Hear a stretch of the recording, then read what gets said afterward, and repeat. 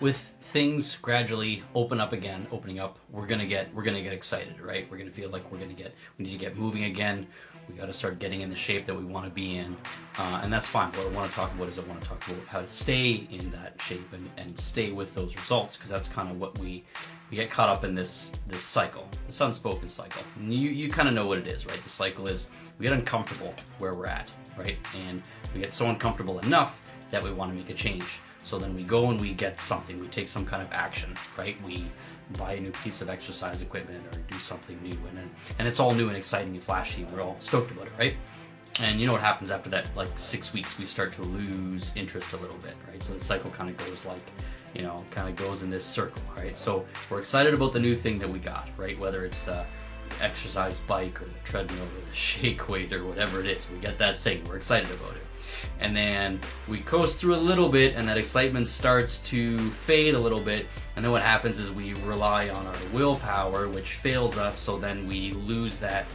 Well, it wasn't really a habit to begin with, but we lose momentum, and then we end up relying on willpower to where we fail at it. And then what happens is we beat ourselves up, right? We're like, oh, I don't have the willpower to do this, that's why I failed, right? And then we kind of sit in that pocket until we get uncomfortable enough to take action, and then we're going to take action on something new for a little while, and the cycle is going to repeat again and again and again. And that's what we do, right? But I want that to be different this time for both of us, okay? Now, the reason why that fails, why we go through that loop, is just because we don't have the habits in place. It's not our willpower. We blame it on willpower, but it's not willpower's fault. It's the reason why we go through that cycle. It's the same reason why, the typical attention span for the regular boomer is 7 minutes, right? Why? Because that's the regular time span in between commercials with traditional TV, right? It's conditional behavior. It's the same reason why the average employee only thinks, ahead more or less 2 weeks at a time, right? Why? Because that's the average pay cycle. These are all conditioned behaviors, right? And if we're going to get out of these loops, we have to recondition our behavior. Right? If not, we're going to go through that loop and rely on willpower and then fail.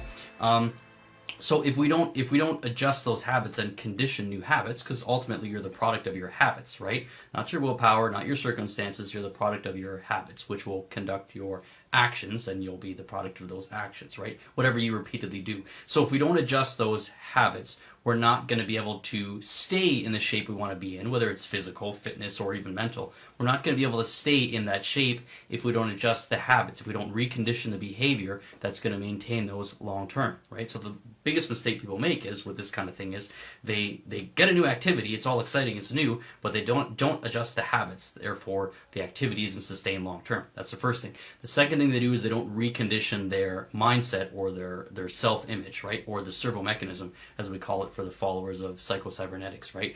If we don't change the way we identify with ourselves, and we identify ourselves as not having something, then when we get that thing, we're going to sabotage our results, right? So imagine if someone is just not a well-off person, say they're not well off financially, and that's how they identify with themselves. You could drop $1 million into their lap, and that's what's going to happen after a short time. Well, they're just going to blow that money because they don't have the habits to maintain that.